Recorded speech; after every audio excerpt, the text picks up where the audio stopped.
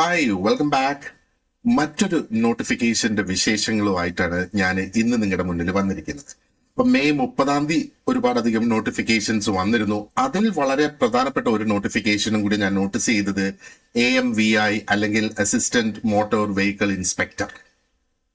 Okay, അപ്പോ ഇതിന്റെ details എങ്ങനെയൊക്കെയാണ്, ക്വാളിഫിക്കേഷൻ എന്താണ്, നമ്മുടെ പ്രിപ്പറേഷൻ സ്ട്രാറ്റജി എന്തൊക്കെയാണ്, ആൻഡ് സിലബസിൽ എന്തൊക്കെയാണ് ഇതിനകത്ത് വരിക എന്നുള്ള കാര്യങ്ങൾ നമുക്ക് ക്വിക്ക് ആയിട്ടൊന്ന് ഡിസ്കസ് ചെയ്യാം. So let us see. Notification അനുസരിച്ച് ഡിപ്പാർട്ട്മെന്റ് മോട്ടോർ വെഹിക്കിൾസ് ഡിപ്പാർട്ട്മെന്റ് ആണ്. Post assistant motor vehicle inspector, അതിനെ ഷോർട്ട് ആക്കിയാണ് AMVI എന്ന് പറയുന്നത്. ഇവിടെ സ്കെയിൽ ഓഫ് പേ വരുന്നത് 45,600 മുതൽ 95,600 വരെ ആണ് അതിന്റെ ആ ഒരു സ്കെയിൽ പറഞ്ഞേക്കുന്നത്. ആൻഡ് വേക്കൻസി ആന്റിസിപ്പേറ്റഡ് എന്നാണ് ഇവിടെ പറഞ്ഞിട്ടുള്ളത്. അപ്പോ കഴിഞ്ഞ തവണ ഇതിന്റെ വേക്കൻസി പറഞ്ഞിരുന്നത് 30 ആണ്. കഴിഞ്ഞ തവണയെന്ന് ഞാൻ പറയുമ്പോൾ എപ്പോഴാണ് ഇതിന്റെ ആ ഒരു പരീക്ഷ നടന്നത്? ഇത് 2022 ആ നോട്ടിഫിക്കേഷൻ വന്നത്. അപ്പോൾ അതില് ഇവിടെ 30 അതിനകത്ത് ആ ഒരു നമ്പർ ഓഫ് വേക്കൻസീസ് റിപ്പോർട്ട് ചെയ്തിരുന്നത്. 30 റിപ്പോർട്ട് ചെയ്തിരുന്നതെങ്കിലും ഇവിടെ നോക്കിയാൽ നമുക്ക് കാണാം മൊത്തം 121 അഡ്വൈസ് ആണ് പോയിട്ടുള്ളത്. ഇത് കണ്ടില്ലേ, AMVIയുടെ മൊത്തം 121 ടോട്ടൽ അഡ്വൈസ്. ആൻഡ് ആ ഒരു ലാസ്റ്റ് ഡേറ്റ് ഓഫ് അഡ്വൈസ് എന്ന് പറയുന്നത് 26/12/2025 അപ്പോ ഇതിന്റെ ആ ഒരു സ്റ്റാറ്റസ് നമ്മൾ നോക്കിക്കഴിഞ്ഞാൽ ഇതാണ് ആ ഒരു സ്റ്റാറ്റസ് നമ്മൾ ഇവിടെ കാണുന്നത്. ഈ ഒരു റാങ്ക് ലിസ്റ്റ് ഇപ്പോൾ ഓൾറെഡി ക്ലോസ് ചെയ്തു. അപ്പൊ അതിന്റെ ആണ് ഈ കാണുന്ന അഡൻഡം റാറ്റം അത് തന്നെയാണ്. അപ്പൊ അത് ക്ലോസ് ചെയ്ത് കഴിഞ്ഞ് അതുകൊണ്ടാണ് ഇപ്പൊ പുതിയ നോട്ടിഫിക്കേഷൻ വന്നത്. നോക്ക്, ഇത്രയാണ് ആ വേക്കൻസീസ് വന്നത്. 17/12/2025 റിപ്പോർട്ട് ചെയ്ത 7 വേക്കൻസി ഫ്രഷ്, അതും ഈ ഒരു ലിസ്റ്റിൽ നിന്ന് തന്നെ അവർ അപ്പോയിന്റ്മെന്റ് കൊടുത്തു എന്നുള്ളതാണ്. അപ്പോ ഇവിടെ ആന്റിസിപ്പേറ്റഡ് എന്ന് പറയുകയാണെങ്കിലും അത്യാവശ്യം നല്ല വേക്കൻസീസ് നമുക്ക് പ്രതീക്ഷിക്കാം. ഇനി ഏജ് ക്രൈറ്റീരിയ നോക്കിയാല് കഴിഞ്ഞ തവണയൊക്കെ അത് 36 വയസ്സ് വരെ ആയിരുന്നു. ഇപ്പോ 4 വർഷവും കൂടെ കൂട്ടിയിട്ടുണ്ട് അല്ലേ. അപ്പോൾ ഏജ് ക്രൈറ്റീരിയ എന്ന് പറയുന്നത് 21 മുതൽ 40 വയസ്സ് വരെയാണ് ആ ഒരു ക്രൈറ്റീരിയ ഇതിനകത്ത് പറഞ്ഞിട്ടുള്ളത്. അപ്പോൾ കുറെ കൂടെ ആൾക്കാർക്ക് 36 അവസരങ്ങൾ കഴിഞ്ഞു എന്ന് വിചാരിച്ചിരുന്നവർക്കും പുതിയ ഒരു അവസരം ഇവിടെ തുറന്നു വന്നിരിക്കുന്നതായിട്ട് നമുക്ക് കാണാം അല്ലെ. ഇനി ബാക്കി ഡീറ്റെയിൽസ് എന്തൊക്കെയാണ്? എഡ്യൂക്കേഷണൽ ക്വാളിഫിക്കേഷൻ ആണ് അടുത്തത് നമുക്ക് നോക്കാനുള്ളത്. അപ്പൊ ഇവിടെ എന്താ പറയുന്നത്? ആദ്യം SSLC അല്ലെങ്കിൽ അതിന്റെ ഈക്വലന്റ് തത്തുല്യമായ പരീക്ഷ പാസ്സായിട്ടുണ്ടാകണം. രണ്ടാമത് പറയുന്നത് അതോടൊപ്പം നമുക്ക് ഓട്ടോമൊബൈൽ എഞ്ചിനീയറിംഗിൽ ഒരു ഡിപ്ലോമ ഉണ്ടായിരിക്കണം, അല്ലെങ്കിൽ മെക്കാനിക്കൽ എഞ്ചിനീയറിംഗ് 3 വർഷത്തിന്റെ കോഴ്സാണ് ഇവിടെ ഈ പറയുന്നത്. ഒന്നുകിൽ ഓട്ടോമൊബൈൽ എഞ്ചിനീയറിംഗിൽ ഡിപ്ലോമ, അല്ലെങ്കിൽ മെക്കാനിക്കൽ എഞ്ചിനീയറിംഗ് അത് 3 വർഷത്തെ കോഴ്സ് ആയിരിക്കണം എന്നിവിടെ പറയുന്നത്. ഇനി ഇതിന്റെ ഇക്വലന്റ് ഒക്കെ ഉണ്ട്. ഓക്കെ, എന്തൊക്കെയാണ് ഇതിന്റെ ഇക്വലന്റ് എന്നുള്ളത് അത് PSCയുടെ വെബ്സൈറ്റിൽ തന്നെ ഉണ്ട്. ആ ഒരു നോട്ടിഫിക്കേഷൻ തന്നെ തുറന്ന് നോക്കിക്കഴിഞ്ഞാൽ അതിന്റെ ഇക്വലന്റ് എന്തൊക്കെയാണെന്ന് നിങ്ങൾക്ക് അതിൽ നിന്ന് നോക്കാനായിട്ട് സാധിക്കും. അത് ഞാൻ പ്രത്യേകിച്ച് മെൻഷൻ ചെയ്യുന്നില്ല. ഡിഗ്രി ഹോൾഡേഴ്സിന്, അതായത് എഞ്ചിനീയറിംഗ് ഡിഗ്രി ഉള്ളവർക്കൊക്കെ അപ്ലൈ ചെയ്യാനായിട്ട് സാധിക്കും എന്നുള്ളതാണ്. അപ്പോ ഇത് ഈ ഒരു ഡിപ്ലോമ അല്ലെങ്കിൽ മെക്കാനിക്കൽ എഞ്ചിനീയറിംഗ് എന്ന് പറയുന്നത് അത് state board of technical education തന്നിട്ടുള്ള സർട്ടിഫിക്കറ്റ് ആയിരിക്കണം, അല്ലെങ്കിൽ any institution recognised by central or state government. അപ്പോൾ ഇത് ഒരു കോമ്പിനേഷൻ ആണ് ഇവിടെ പറയുന്നത്. രണ്ടാമത് വേറൊരു കോമ്പിനേഷനും കൂടെ പറയുന്നുണ്ട്. അത് എന്താണ് എന്ന് നമുക്കൊന്ന് നോക്കാം. അപ്പോ ആ പറയുന്നത് any qualification in ether of the above disciplines, അതായത് ഈ മുകളിൽ പറഞ്ഞിരിക്കുന്ന ഈ രണ്ടിലുള്ള ഏതെങ്കിലും ഒന്ന്, ഡിപ്ലോമ ഇൻ ഓട്ടോമൊബൈൽ അല്ലെങ്കിൽ മെക്കാനിക്കൽ എഞ്ചിനീയറിംഗ്, ആൻഡ് അതിന് ഇക്വലന്റ് ആയിട്ട് ഓൾറെഡി ഡിക്ലെയർ ചെയ്തിട്ടുള്ളത്. അതാ ഞാൻ പറഞ്ഞത്, ഒരുപാട് കോഴ്സസ് ഇതിനകത്ത് നിങ്ങൾ പഠിച്ചിട്ടുണ്ടാകാം, അത് ഇക്വലന്റ് ആയിട്ട് ഇവിടെ കണക്കാക്കുന്നുണ്ട്. അപ്പോ അങ്ങനെ ഇക്വലന്റ് ആയിട്ട് ഓൾറെഡി ഡിക്ലെയർ ചെയ്തിട്ടുള്ള ഡിസിപ്ലിൻസ് എല്ലാം ഇതിന് ഇക്വലന്റ് ആയിട്ട് വരും. അപ്പോ നിങ്ങൾക്ക് ഏതൊക്കെയാണ് സ്പെസിഫിക്കലി ആ ഇക്വലന്റ് എന്ന് അറിയുന്നതിന് PSCയുടെ വെബ്സൈറ്റിൽ അത് നോക്കുക. നോക്കിയിട്ട് കിട്ടിയില്ലെങ്കിൽ എന്നെ അറിയിക്ക്, ഞാൻ ആ ഇൻഫർമേഷൻ എടുത്ത് തരാം. എന്റെ അടുത്ത് നിങ്ങളുടെ ഡിഗ്രി ഏതാണെന്ന് പറഞ്ഞാൽ മതി, എഞ്ചിനീയറിംഗിൽ ഏതാണ് നിങ്ങളുടെ ഡിഗ്രി എന്ന് പറഞ്ഞാൽ മതി, ഞാനത് പറഞ്ഞു തരാം. ഇനി മൂന്നാമത് പറയുന്നത് എന്താണ്? ഒരു വാലിഡ്, അപ്പൊ ഈ ഓൾട്ടർനേറ്റ് ക്വാളിഫിക്കേഷൻ ഇതാണ്. അപ്പൊ ഇവിടെ ബേസിക്കലി വേണ്ടത് ഈ എയും ബിയും ആണ്. അപ്പൊ എ എന്താ? SSLC, ആൻഡ് ബി എന്ന് പറയുന്ന ഡിപ്ലോമ അല്ലെങ്കിൽ 3 വർഷത്തെ മെക്കാനിക്കൽ എഞ്ചിനീയറിംഗ്. ഇനി അതല്ല എങ്കിൽ ഈ ഡിപ്ലോമ ഇൻ ഓട്ടോമൊബൈൽ എഞ്ചിനീയറിംഗ് അല്ലെങ്കിൽ മെക്കാനിക്കൽ എഞ്ചിനീയറിംഗിന്റെ ഇക്വലന്റ് ആയിട്ടുള്ളത്, അതാണ് അവിടെ ഓൾട്ടർനേറ്റ് ഓപ്ഷൻ വരുന്നത്. ഓക്കെ, ഇനി അതോടൊപ്പം ഒരു വാലിഡ് ഡ്രൈവിംഗ് ലൈസൻസ് ഉണ്ടായിരിക്കണം. അതിന് ഏതൊക്കെ വാഹനങ്ങൾ എന്ന് പറയുന്നുണ്ട് അല്ലെ? Motor cycle, heavy goods vehicle, heavy passenger motor vehicle. ഇത്രയും വാഹനങ്ങൾ ഓടിക്കാൻ കഴിയുന്ന ഒരു വാലിഡ് ആയിട്ടുള്ള ലൈസൻസ് ഉണ്ടായിരിക്കണം. ഇനി ഒരു കാര്യം കൂടെ പ്രത്യേകം ഇവിടെ പറയുന്നുണ്ട്. ഈ ഒരു വാലിഡ് ആയിട്ടുള്ള ലൈസൻസ് എന്ന് പറയുന്നത് ഈ ഒരു സെലക്ഷൻ പ്രോസസ്സിന്റെ എല്ലാ സ്റ്റേജസിലും ഉണ്ടായിരിക്കണം. As on the last date of application, OMR test, practical test, interview etcetera. അപ്പൊ ഈ ലാസ്റ്റ് ഡേറ്റ് ഓഫ് ആപ്ലിക്കേഷൻ എന്ന് പറയുന്നത് ഏതാണ്? ജൂലൈ 1 തീയതിയാണ്. ജൂലൈ 1 തീയതിക്ക് മുമ്പേ നിങ്ങൾ ഈ വാഹനങ്ങളൊക്കെ ഓടിക്കാൻ പ്രാപ്തരാണ് എന്ന് തെളിയിക്കുന്ന ലൈസൻസ് നിങ്ങളുടെ കയ്യിൽ ഉണ്ടാകണം എന്ന് ഇതിനകത്ത് പറയുന്നുണ്ട്. അപ്പൊ അത് ഇപ്പൊ 3 കാര്യങ്ങളാണ് അല്ലെ? എയും ബിയും ആൻഡ് ഇവിടെ സിയും കൂടെ വരുന്നുണ്ട്. ആ ബി പാർട്ടിനുള്ള ഓൾട്ടർനേറ്റ് ക്വാളിഫിക്കേഷൻ ആണ് ഇവിടെ ഈ കൊടുത്തിട്ടുള്ളത്. ഇനി അടുത്തത് നമുക്ക് ഫിസിക്കൽ ക്വാളിഫിക്കേഷന്റെ കാര്യം നോക്കാം. അപ്പോ ഫിസിക്കലി ഫിറ്റ് ആയിരിക്കണം, കാരണം ഇതൊരു യൂണിഫോം പോസ്റ്റ് ആണ് അല്ലെ? ഫിസിക്കലി ഫിറ്റ് ആയിരിക്കണം. അപ്പൊ ഫിസിക്കൽ സ്റ്റാൻഡേർഡ്സ് പുരുഷന്മാർക്കും സ്ത്രീകൾക്കും സെപ്പറേറ്റ് ഇവിടെ നൽകിയിട്ടുണ്ട്. അപ്പൊ പുരുഷന്മാർക്കാണെങ്കിൽ ഹൈറ്റ് 165 സെന്റിമീറ്റർ, സ്ത്രീകൾക്ക് ഹൈറ്റ് 152 സെന്റിമീറ്റർ. ഓക്കെ. ചെസ്റ്റിൻ്റെത് പുരുഷന്മാരുടേത് പറയുന്നത് എന്താ? 81 centimetre, 81 centimetre normal for male candidates. Female കാൻഡിഡേറ്റ്സിന് അത് ആപ്ലിക്കബിൾ അല്ല. ആൻഡ് മെയിൽ കാൻഡിഡേറ്റ്സിന് ചെസ്റ്റ് എക്സ്പാൻഷൻ 5 സെന്റിമീറ്റർ എന്നാണ് പറയുന്നത്. പിന്നെ ഇവിടെ ഒരു പോയിന്റ് നമുക്ക് നോട്ട് ചെയ്യേണ്ടതുണ്ട്. SC STയിലുള്ള കാൻഡിഡേറ്റ്സ് ആണെങ്കിൽ അവരുടെ മിനിമം ഹൈറ്റ് 160 സെന്റിമീറ്റേഴ്സ് പുരുഷന്മാർക്കും 150 സെന്റിമീറ്റർ ആണ് സ്ത്രീകൾക്കും ഇതിനകത്ത് പ്രിസ്ക്രൈബ് ചെയ്തിട്ടുള്ളത്.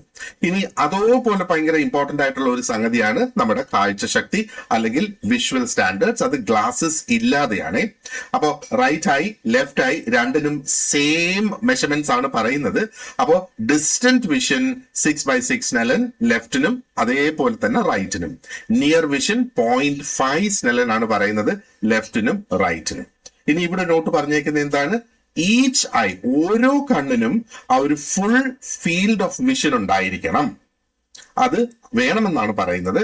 അതേപോലെ കളർ ബ്ലൈൻഡ്നെസ്, സ്ക്വിന്റ് അല്ലെങ്കിൽ morbid conditions of the I or eyelids of either eye shall be disqualification for appointment. ഇപ്പൊ ഇവിടെ സ്ക്വിന്റ് ഐ എന്ന് പറയുന്നത് കോങ്ങണ്ണാണ്. 2 കണ്ണും ഒരേപോലെ ഒരേ ഡയറക്ഷനിൽ ഒരേ സമയത്ത് അലൈൻമെന്റ് ഇല്ലാതെ വരുന്ന ആ ഒരു സാഹചര്യം. ഈ മോർബിഡ് കണ്ടീഷൻസ് എന്ന് പറയുമ്പോഴത്തേക്ക് അത് എന്തെങ്കിലും തരത്തിലുള്ള ഒരു രോഗാവസ്ഥ കണ്ണിനുണ്ടോ എന്നുള്ളത്, അത് ഒരു ഡോക്ടറിനെ കാണുമ്പോഴത്തേക്ക് ഡോക്ടർക്ക് അത് നിർണ്ണയിച്ച് പറയാനായിട്ട് സാധിക്കും. ആൻഡ് മെഡിക്കൽ സർട്ടിഫിക്കറ്റ് എടുക്കേണ്ടതായിട്ടുണ്ട്. ഇപ്പൊ മെഡിക്കൽ സർട്ടിഫിക്കറ്റിന്റെ ഫോർമാറ്റ് നോട്ടിഫിക്കേഷനിൽ തന്നെ കൊടുത്തിട്ടുണ്ട്. അപ്പോൾ അത് പ്രിന്റ് ചെയ്ത് നിങ്ങൾക്ക് ഒരു ഡോക്ടറെ കണ്ടു കഴിഞ്ഞാൽ അവിടെ അങ്ങനെ എന്തെങ്കിലും പ്രോബ്ലം ഉണ്ടോ എന്നുള്ളത് മനസ്സിലാക്കാനായിട്ട് സാധിക്കും. Okay, right. ഇനി അടുത്തത് നമുക്ക് സിലബസ് ആണ് ക്വിക്കായിട്ടൊന്ന് നോക്കേണ്ടതായിട്ടുള്ളത്. അപ്പൊ ഇവിടെ ഞാൻ ഡീറ്റെയിൽസ് മൊത്തം എടുത്തിട്ടില്ല, അത് മറ്റൊരു വീഡിയോയിൽ ചെയ്യാം. ഇവിടെ ഇപ്പൊ നമ്മൾ എന്തൊക്കെയാണ് നമുക്ക് വരാൻ സാധ്യതയുള്ള ടോപ്പിക്സും അതേപോലെ എത്ര മാർക്ക് വീതം ഓരോന്നിന് വരുന്നു എന്ന് നമുക്ക് നോക്കാം.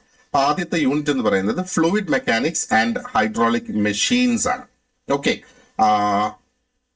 അതിന് 10 മാർക്കിന്റെ ചോദ്യങ്ങൾ വരും. എല്ലാം 10 മാർക്കിന്റെ ചോദ്യങ്ങളാണ് ഇപ്പൊ നിലവിൽ കാണുന്നത്. രണ്ടാമത്തേത് തെർമൽ എഞ്ചിനീയറിംഗ് 10 മാർക്കിന്റെ എന്ന് പറയുമ്പോൾ 10 ചോദ്യങ്ങൾ അല്ലെ. Strength of materials 10 mark. Machine elements, materials and boilers 10 mark. Constructional features of engine and related systems 10 മാർക്കിന്റെ ചോദ്യം. ചാസിയുടേത് 10 മാർക്കിന്റെ ചോദ്യം. Transmission system and electrical system, അപ്പൊ ട്രാൻസ്മിഷനും ഇലക്ട്രിക്കലും ഒരുമിച്ച് 10 മാർക്കിന്റെ ചോദ്യങ്ങൾ മാത്രമാണ് അതിൽ നിന്ന് വരിക. അത് രണ്ടും സെപ്പറേറ്റ് ആയിട്ട് കൊടുത്തിട്ടില്ല, രണ്ടും ഒന്നായിട്ട് തന്നെയാണ് ഇവിടെ പറഞ്ഞിട്ടുള്ളത്. ഇനി നമുക്ക് transportation management and modern technologies in automobiles. Okay, അതിന് 10 മാർക്കിന്റെ ചോദ്യങ്ങൾ അവിടെ വരുന്നു. ഇനി രണ്ടാമത്തെ പാർട്ട് എന്ന് പറയുന്നത് കുറച്ച് topics based on driving licence, അതിന് 10 മാർക്കിന്റെ ചോദ്യങ്ങൾ വരും. അപ്പൊ അതിൽ ആദ്യം നമ്മൾ പഠിക്കേണ്ടത് മോട്ടോർ വെഹിക്കിൾ ഡ്രൈവിംഗിന്റെ റെഗുലേഷൻസ് 2017 വന്നിട്ടുള്ളത്, അതിന് 5 ചോദ്യങ്ങൾ അതിൽ നിന്ന് വരും. ആൻഡ് രണ്ടാമത്തെ പാർട്ട് അതിനകത്ത് നമുക്ക് നോക്കേണ്ടതായിട്ടുള്ളത് ചാപ്റ്റർ 2, രണ്ടാമത്തെ chapter of motor vehicles act 1988 വന്ന ആക്ട്. അത് licensing of drivers of motor vehicles. ഒന്ന് ലൈസൻസിന്റെ തന്നെ, മറ്റൊന്ന് ഡ്രൈവേഴ്സിന് ലൈസൻസ് കൊടുക്കുന്നത്. അപ്പൊ ഇത്രയാണ് ആ ലൈസൻസിനെ ബേസ് ചെയ്ത്, ഡ്രൈവിംഗ് ലൈസൻസിനെ ബേസ് ചെയ്തുള്ള 10 മാർക്കിന്റെ ചോദ്യങ്ങൾ ഇതിൽ നിന്ന് വരും. ഇനി കുറച്ച് ജോബ് റിലേറ്റഡ് ആയിട്ടുള്ള ടോപ്പിക്സ് ഉണ്ട്. ഈ ലൈസൻസ് റിലേറ്റഡ് ആയിട്ടുള്ളതും ജോബ് റിലേറ്റഡ് ആയിട്ടുള്ള ടോപ്പിക്സിനെ നമുക്ക് സ്പെഷ്യൽ ടോപ്പിക്സ് എന്ന് പറയാം, അല്ലെ? അപ്പോ ജോബ് റിലേറ്റഡ് ആയിട്ട് 10 മാർക്കിന്റെ ചോദ്യങ്ങൾ എവിടെ നിന്നൊക്കെയാണ് വരുന്നത്? ഒന്ന് മോട്ടോർ വെഹിക്കിൾസ് ആക്ട് തന്നെയാണ്. ഇപ്പൊ 1988 നോക്ക്, ഇവിടെ മോട്ടോർ വെഹിക്കിൾസ് ആക്ട് 1988 അതിൽ ആ ചാപ്റ്റർ 2 മാത്രമാണ് ഇതിനെ ഡ്രൈവിംഗ് ലൈസൻസിനെ അടിസ്ഥാനപ്പെടുത്തിയിട്ടുള്ള ഒരു സെക്ഷൻ. അതുകൊണ്ട് അത് ഇവിടെ ഇൻക്ലൂഡ് ചെയ്തിരിക്കുക. അപ്പോ നമ്മൾ അത് ഒരു തവണ പഠിച്ചാൽ മതിയല്ലോ, അല്ലെ? ആൻഡ് അതിന്റെ ബാക്കി എല്ലാ ഭാഗങ്ങളും ഇവിടുന്ന് നമ്മൾ നോക്കണം. മോട്ടോർ വെഹിക്കിൾ ആക്ട് 1988 നിലവിൽ വന്ന അതിന് 7 മാർക്കിന്റെ ചോദ്യങ്ങൾ അതിൽ നിന്ന് വരാം, അല്ലെ? And Kerala motor vehicle taxation act 1976 നിലവിൽ വന്നത്, അതിൽ നിന്ന് 3 ചോദ്യങ്ങൾ. അപ്പോൾ ഇതിന് സ്പെസിഫിക് ആയിട്ട് ആ ഒരു ഡീറ്റെയിൽഡ് സിലബസിൽ പറഞ്ഞേക്കുന്നത് മാത്രം നമ്മൾ നോക്കിയാൽ മതി എന്നുള്ളതാണ്. നമുക്ക് ഈ സ്പെഷ്യൽ ടോപ്പിക്സിനകത്ത് വരുന്നത് ഒന്ന് ഡീറ്റെയിൽഡ് ആയിട്ട് നമുക്ക് ക്വിക്ക് ആയിട്ടൊന്ന് നോക്കാം. ഞാൻ let me just show you the syllabus. അപ്പോ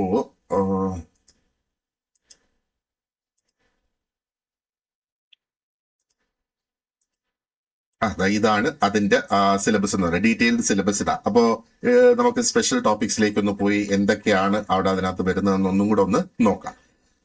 സ്പെഷ്യൽ ടോപ്പിക്സ് നമ്മൾ ഫോക്കസ് ചെയ്തൊന്ന് പഠിച്ചാല് അതിനകത്ത് വരാൻ സാധ്യതയുള്ള എല്ലാ ചോദ്യങ്ങൾക്കും നമുക്ക് ഉത്തരം കൊടുക്കാനായിട്ട് സാധിക്കും. അപ്പൊ ഡ്രൈവിംഗ് ലൈസൻസിനെ ബേസ് ചെയ്തുള്ളത് ആ 2 സംഗതികൾ മാത്രമേ നേരത്തെ ഞാൻ പറഞ്ഞതുപോലെയുള്ളൂ. പിന്നെ ജോബ് റിലേറ്റഡ് ആയിട്ട് വരുന്നത് ഇവിടെ നമുക്ക് ആ 7 മാർക്കിന്റെ ചോദ്യങ്ങൾ മോട്ടോർ വെഹിക്കിൾ ആക്ടിൽ നിന്ന് വരുന്നത്. അതിനകത്ത് ചാപ്റ്റർ 1 നമുക്ക് ഇവിടെ നോക്കേണ്ടതായിട്ടുണ്ട്. അതാണ് അതിന്റെ പ്രിലിമിനറി സെക്ഷൻസ്. ഓക്കെ, അപ്പൊ ഇത് ബേസിക്കലി ഈ ഒരു ചാപ്റ്ററിനകത്ത് കംപ്ലീറ്റ് ഡെഫിനിഷൻസും കാര്യങ്ങളൊക്കെയാണ് ഇതിനകത്ത് വരുന്നത്. ഇപ്പൊ മോട്ടോർ ക്യാബ് എന്താണ്, മോട്ടോർ കാർ എന്താണ്, ഓംനി ബസ് എന്ന് പറഞ്ഞാൽ എന്താണ്, അപ്പൊ അതിന്റെ ആ ഒരു ഡെഫിനിഷൻസ് ആണ് ഈ ഒരു എപ്പോഴും ഈ ഫസ്റ്റ് ചാപ്റ്ററിൽ സാധാരണ വരിക. പിന്നെ ചാപ്റ്റർ 4 നേരെ അങ്ങ് പോവുകയാണ്. 4 വരുന്നത് രജിസ്ട്രേഷൻ ഓഫ് മോട്ടോർ വെഹിക്കിൾസ്, വാഹനങ്ങളുടെ രജിസ്ട്രേഷൻ സംബന്ധമായ സെക്ഷൻസ് എല്ലാം നമുക്കിവിടെ നോക്കേണ്ടതായിട്ടുണ്ട്. പിന്നെ control of transport vehicles chapter 5 അത് പെർമിറ്റുകളെ കുറിച്ചുള്ള സംഗതികൾ മാത്രമേ നമുക്ക് നോക്കേണ്ടതായിട്ടുള്ളൂ. പിന്നെ ചാപ്റ്റർ 6 നിന്ന് special provisions relating to state transport undertakings. Okay, അതിൽ നിന്ന് ഒരു സെക്ഷൻ മാത്രമേ ഉള്ളൂ നമുക്ക് നോക്കാനായിട്ട്. ഇനി ചാപ്റ്റർ 7 നിന്ന് construction, equipment and maintenance of motor vehicles, അവിടെ നമുക്ക് 3 സെക്ഷൻസ് നോക്കേണ്ടതായിട്ടുണ്ട്. പിന്നെ ചാപ്റ്റർ 8 നിന്ന് കൺട്രോൾ ഓഫ് ട്രാഫിക് ആണ് പിന്നെ വരുന്നത്. അതിൽ നിന്ന് കുറെ അധികം സെക്ഷൻസ് നമുക്ക് നോക്കേണ്ടതുണ്ട്. സ്പീഡ് ലിമിറ്റ് അങ്ങനെയൊക്കെ തുടങ്ങി കുറെ അങ്ങ് പോകുന്നു. പിന്നെ ചാപ്റ്റർ 11 ഇൻഷുറൻസിന്റെ ആവശ്യകത, സെക്ഷൻ 146 അത് നമ്മൾ നോക്കി പഠിക്കേണ്ടതുണ്ട്. പിന്നെ ചാപ്റ്റർ 13 നിന്ന് ഒഫൻസസ്, പെനാൽറ്റീസ് ആൻഡ് പ്രൊസീജിയേഴ്സ്, അപ്പൊ കുറ്റകൃത്യങ്ങളും അതിന് വരുന്ന പെനാൽറ്റിയും അതിന്റെ പ്രൊസീജിയറും ഒക്കെയാണ് ഇതിനകത്ത് പറയുന്നത്. അവിടെയാണ് എന്താ പറയണ്ടത്, driving dangerously, driving by drunken person, അല്ലെങ്കിൽ under the influence of alcohol, drugs, അങ്ങനെയൊക്കെയുള്ള ആ കാര്യങ്ങൾ. അത് ഒരുപാടധികം ഉണ്ട് നമുക്ക് നോക്കാൻ. പിന്നെ ചാപ്റ്റർ 14 വരുന്ന ഒഫൻസസ്, പെനാൽറ്റീസ് ആൻഡ് പ്രൊസീജിയർ, അതിൽ നിന്ന് സെക്ഷൻ 213 മാത്രം മോട്ടോർ വെഹിക്കിൾ ഉദ്യോഗസ്ഥന്മാരുടെ അപ്പോയിന്റ്മെന്റ് ആണ് അതിനകത്ത് പറയുന്നത്. ഓക്കെ, പിന്നെ മോട്ടോർ വെഹിക്കിൾ ടാക്സേഷൻ ആക്ടിൽ നിന്ന് സെക്ഷൻ 2 മുതൽ 7 വരെയും, പിന്നെ സെക്ഷൻ 10 മുതൽ 13 വരെയും, പിന്നെ സെക്ഷൻ 26. അപ്പൊ ഇത്രയും ഏരിയയിൽ നിന്ന് 3 മാർക്കും ബാക്കിയുള്ളതിൽ നിന്ന് നമുക്ക് എത്രയാണ് 7 മാർക്കിന്റെ ചോദ്യങ്ങളാണ് അതിനകത്തുനിന്ന് വരിക. So that's about the syllabus. ഇത് നമ്മളൊന്ന് ആഞ്ഞു പിടിച്ചാൽ ഇഞ്ഞു പോരും. അത്യാവശ്യം നല്ല വേക്കൻസീസും ഉണ്ടാകും. ആൻഡ് നമുക്ക് ഓൾറെഡി അറിയാം കേരളത്തില് ഈ സബ് ഓഫീസസ്, ആർ ടി ഒയുടെ സബ് ഓഫീസസ് ഒത്തിരി അധികം വരുന്നത്, അല്ലെ? KL 56, KL 83 എന്നൊക്കെ പറഞ്ഞ് നമ്മൾ കാണുന്നത്. അല്ലെങ്കിൽ നമുക്ക് KL 14 വരെയും പിന്നെ KL 15 KSRTC മാത്രമായിരുന്നു നമുക്കൊരു കാലഘട്ടം വരെ ഉണ്ടായിരുന്നത്. അതിനുശേഷം പിന്നെ എന്താ പറയേണ്ടത് 16, 17, 18. അപ്പോ ഇതെല്ലാം ഓരോ സബ് ഓഫീസസിന്റെ നമ്പറുകളാണ് എന്ന് ഓർക്കുക. ഓക്കെ, അപ്പോ ഒരുപാടധികം സബ് ഓഫീസ് പുതിയതിനി വന്നിരുന്നാലും ശരി, അവിടെയും അസിസ്റ്റന്റ് മോട്ടോർ വെഹിക്കിൾ ഇൻസ്പെക്ടറുടെ വേക്കൻസി അവിടെ വരും. അപ്പോൾ വേക്കൻസീസ് അത്യാവശ്യം നല്ലതുപോലെ തന്നെ ഉണ്ടാകും എന്നുള്ളതും മനസ്സിൽ വെച്ചോളാം. അപ്പൊ ഇതിന്റെ ഒരു കംപ്ലീറ്റ് പ്രിപ്പറേഷൻ സപ്പോർട്ട് നമ്മൾ പ്രൊവൈഡ് ചെയ്യുന്നുണ്ട്. അപ്പോ ഇതിനകത്ത് ആ സിലബസിലെ എല്ലാ ടോപ്പിക്സും നമ്മൾ കവർ ചെയ്യുന്നുണ്ട്. എല്ലാ ടോപ്പിക്സും കവർ ചെയ്യുന്നുണ്ടെന്ന് പറഞ്ഞാൽ അതിനെ നമ്മൾ ഓൺലൈൻ ആയിട്ടുള്ള ക്ലാസ്സുകളാണ്. ഓൺലൈൻ എന്ന് ഞാൻ ഉദ്ദേശിക്കുമ്പം റെക്കോർഡ് ചെയ്തിട്ടുള്ള ക്ലാസ്സുകളാണ് ഇതിന് പ്രൊവൈഡ് ചെയ്യുന്നത്. ഇപ്പൊ വീഡിയോ ക്ലാസ് ഉണ്ടാകും, എല്ലാ ടോപ്പിക്സിനും ഉള്ള സ്റ്റഡി മെറ്റീരിയൽസ് ഉണ്ടാകും, ഡീറ്റെയിൽഡ് ആയിട്ടുള്ള നോട്ട്സ് ഉണ്ടാകും, എല്ലാ ടോപ്പിക് വൈസ് ആയിട്ടുള്ള മൾട്ടിപ്പിൾ ചോയ്സ് ക്വസ്റ്റ്യൻസ് ആൻഡ് ഈ പറഞ്ഞതുപോലെ recorded video classes. And regular ആയിട്ട് ടെസ്റ്റും റിവിഷനും ഉണ്ടാകും. ഇപ്പൊ റെഗുലർ എന്ന് പറഞ്ഞാൽ ഡെയിലി ടെസ്റ്റ് നടത്തും എന്നുള്ളതാണ് അത് ഉദ്ദേശിക്കുന്നത്. അപ്പോൾ ഒരാഴ്ചയിൽ നമ്മൾ കംപ്ലീറ്റ് ചെയ്യുന്ന പോർഷൻസിന്റെ ടെസ്റ്റ് എല്ലാ ശനിയാഴ്ചയും കണ്ടക്ട് ചെയ്യും. അപ്പൊ ശനിയാഴ്ച വരുന്ന ടെസ്റ്റ് 100 മാർക്കിന്റെ ചോദ്യങ്ങളായിരിക്കും. ആൻഡ് അത് ഓൺലൈൻ ആയിട്ടാണ് ആ ഒരു ടെസ്റ്റ് നമ്മൾ കണ്ടക്ട് ചെയ്യുന്നത്. അപ്പോൾ അതിന് നിങ്ങൾക്ക് പ്രിന്റ് ഔട്ട് എടുത്ത് പേനയും പേപ്പറും ആയിട്ട് ഇരിക്കേണ്ട, ഓൺലൈനായിട്ട് മൊബൈലിൽ നിന്നോ ലാപ്ടോപ്പിൽ നിന്നോ എങ്ങനെയായിരുന്നാലും അതങ്ങ് ചെയ്യാം എന്നുള്ളതാണ്. ആൻഡ് മറ്റൊരു സവിശേഷത എന്ന് പറയുന്നത് ഇതിന്റെ പ്രോഗ്രസ് ട്രാക്ക് ചെയ്യാനായിട്ട് സാധിക്കും എന്നുള്ളതാണ്. അതായത് നിങ്ങളുടെ സ്റ്റഡി പ്രോഗ്രസ് ഏതൊക്കെ ഏരിയയാണ് നിങ്ങൾ നല്ല സ്ട്രോങ് ആയിട്ട് നിൽക്കുന്ന ഏരിയാസ് എന്ന് മനസ്സിലാക്കി കഴിഞ്ഞാൽ ആ വീക്ക് ആയിട്ടുള്ള ഏരിയാസിൽ കുറച്ചും കൂടെ ശ്രദ്ധ കൂടുതൽ കൊടുക്കാം അല്ലെ. ഇപ്പോ ഒരുപക്ഷെ ഫ്ലൂയിഡ് മെക്കാനിക്സിലും ചാസിയുടെയും എഞ്ചിന്റെ ഒക്കെ കാര്യങ്ങൾ വളരെ നല്ലതായിട്ട് അറിയുന്ന വ്യക്തികളായിരിക്കും നിങ്ങൾ. അപ്പൊ നമുക്കിവിടെ സ്പെഷ്യൽ ടോപ്പിക്സിലാണ് ഒന്നും കൂടെ ഊന്നൽ കൊടുക്കേണ്ടത്. അപ്പൊ അത് ഈ ശനിയാഴ്ച തോറും നടത്തുന്ന ടെസ്റ്റിൽ നിന്ന് നമുക്കത് മനസ്സിലാക്കിയിട്ട് നമ്മൾ ഫോളോ ചെയ്യുന്ന ആ ഒരു ടൈം ടേബിളിന്റെ ഉള്ളിൽ നിന്നുകൊണ്ട് ഒരു പേഴ്സണലൈസ്ഡ് ആയിട്ടുള്ള ഒരു സ്റ്റഡി പ്ലാൻ ഇതോടൊപ്പം ഞാൻ നിങ്ങൾക്ക് തരും. അപ്പൊ ആ സ്റ്റഡി പ്ലാൻ അനുസരിച്ച് എക്സ്ട്രാ കോച്ചിങ് ആവശ്യമായിട്ടുള്ളവർക്ക് അവർ എക്സ്ട്രാ കോച്ചിങ് തരും, എക്സ്ട്രാ നോട്ട്സ് ആവശ്യമായിട്ടുള്ളവർക്ക് അവർ എക്സ്ട്രാ നോട്ട്സ് പ്രൊവൈഡ് ചെയ്ത് അങ്ങനെ ആ ഒരു പേഴ്സണൽ മെന്റർഷിപ്പോട് കൂടിയാണ് ഈ ക്ലാസ്സുകൾ നമ്മൾ മുന്നോട്ട് കൊണ്ടുപോകുന്നത്. ഓക്കെ, അപ്പൊ അതാണ് ഈ ഒരു പേഴ്സണലൈസ്ഡ് പ്രോഗ്രസ് ട്രാക്കിംഗ്, അതിന്റെ ആ ഒരു ഡാഷ്ബോർഡും ഇൻഡിവിജ്വൽ ആയിട്ടുള്ള സ്റ്റഡി പ്ലാൻ. ഇൻഡിവിജ്വൽ ആയിട്ടുള്ള സ്റ്റഡി പ്ലാൻ നമുക്ക് ആവശ്യമുള്ള ഒരു സാഹചര്യത്തിൽ മാത്രമാണ്. എല്ലാവർക്കും അത് ആവശ്യം ആയിട്ട് വരില്ല, ചിലർക്ക് അത് ആവശ്യമായിട്ട് വരും. അത് ആവശ്യമായിട്ട് വരുന്ന സാഹചര്യത്തിൽ അത് നമ്മൾ അവിടെ തയ്യാറാക്കുന്നതായിരിക്കും. അപ്പൊ ഇത്രയാണ് കോഴ്സിന്റെ ഡീറ്റെയിൽസ് എന്ന് പറയുന്നത്. ആൻഡ് ഈ ഒരു വീഡിയോയുടെ ഡിസ്ക്രിപ്ഷനിൽ ഞാൻ നമ്മുടെ ഒരു വാട്സ്ആപ്പ് സ്റ്റഡി ഗ്രൂപ്പ് ജോയിൻ ചെയ്യുന്നതിന് വേണ്ടിയിട്ടുള്ള ഒരു ലിങ്ക് അവിടെ കൊടുത്തിട്ടുണ്ട്. ആ ലിങ്കിൽ ക്ലിക്ക് ചെയ്ത് നിങ്ങൾ നമ്മുടെ സ്റ്റഡി ഗ്രൂപ്പിൽ ഒന്ന് ജോയിൻ ചെയ്യുക. കാരണം സ്റ്റഡി ഗ്രൂപ്പിൽ നമുക്ക് ഈ കോഴ്സിന്റെ ഡീറ്റെയിൽസ് ഡിസ്കസ് ചെയ്യാം, ക്വസ്റ്റ്യൻ പേപ്പേഴ്സ് നമുക്ക് ഡിസ്കസ് ചെയ്യാം, ഇതിന്റെ മുൻ വർഷ ക്വസ്റ്റ്യൻസ് ഒക്കെ നമുക്ക് വീഡിയോ ആക്കി തന്നെ അല്ലെങ്കിൽ ക്ലാസ്സുകളാക്കി തന്നെ ഡിസ്കസ് ചെയ്യാം. അതിന്റെ പ്രീവിയസ് ഇയേഴ്സ് ക്വസ്റ്റ്യൻ ബാങ്ക് ഞാൻ നിങ്ങൾക്ക് ഫ്രീ ആയിട്ട് അതിന്റെ ആ ഒരു കംപ്ലീറ്റ് വർക്ക്ഔട്ട് ചെയ്തിട്ടുള്ള ക്വസ്റ്റ്യൻ ബാങ്ക് നിങ്ങൾക്ക് ഫ്രീ ആയിട്ട് അവൈലബിൾ ആക്കും. ആൻഡ് ഒരുപാടധികം ലെസൺസ് നിങ്ങൾക്ക് ഇതിൽ ഫ്രീ ആയിട്ടും ലഭിക്കും. അതായത് വീഡിയോ ക്ലാസ്സുകൾ നിങ്ങൾക്ക് ഫ്രീ ആയിട്ട് ലഭിക്കും. ബേസിക്കലി നിങ്ങൾ ഇതിനകത്ത് പേ ചെയ്യുന്നത്, ഒരു പെയ്ഡ് ക്ലാസ് എടുക്കേണ്ടി വരുന്നത് ആ നോട്ട്സും ക്വസ്റ്റ്യൻസും അതേപോലെ എന്താ പറയേണ്ടത് ഈ ഡെയിലി ഉള്ള ടെസ്റ്റ് ചെയ്യുന്നതിനും ആഴ്ചയിലുള്ള ടെസ്റ്റ് ചെയ്യുന്നതിനും ഈ പേഴ്സണലൈസ്ഡ് ആയിട്ടുള്ള പ്രോഗ്രസ് ട്രാക്കിങ്ങിനുള്ള ആ ഒരു ഡാഷ്ബോർഡ് ലഭിക്കുന്ന അതിന് വേണ്ടിയിട്ട് ഉള്ള ഒരു ഫീസാണ്. ബേസിക്കലി ഒരു ചെറിയൊരു എമൗണ്ട് നിങ്ങൾ പേ ചെയ്യേണ്ടി വരിക. റെക്കോർഡ് ചെയ്തിട്ടുള്ള വീഡിയോ ക്ലാസ്സുകൾ മിക്കവാറും എല്ലാം തന്നെ എന്താ പറയേണ്ടത് അത് യൂട്യൂബിൽ നമ്മുടെ ചാനൽ അത് അവൈലബിൾ ആയിരിക്കും. അപ്പൊ റെക്കോർഡഡ് ക്ലാസ്സസ് മാത്രം കണ്ട് നിങ്ങൾക്ക് പഠിക്കാം എന്നുള്ള ആ ഒരു ആത്മവിശ്വാസം ഉണ്ടെങ്കിൽ നിങ്ങൾക്ക് ആ ഒരു ഓപ്ഷൻ യൂസ് ചെയ്യാവുന്നതുമാണ്. ഓക്കെ, എന്നെ കോൺടാക്ട് ചെയ്യാനുള്ള നമ്പർ അത് ഞാൻ ഡിസ്ക്രിപ്ഷൻ ബോക്സിൽ കൊടുത്തിട്ടുണ്ടാകും. ആ നമ്പർ തന്നെയാണ് ഇവിടെ സ്ക്രീനിൽ കാണുന്നത്. So thank you very much for watching this video and you have an excellent day. Wish you all the very best. See you in class.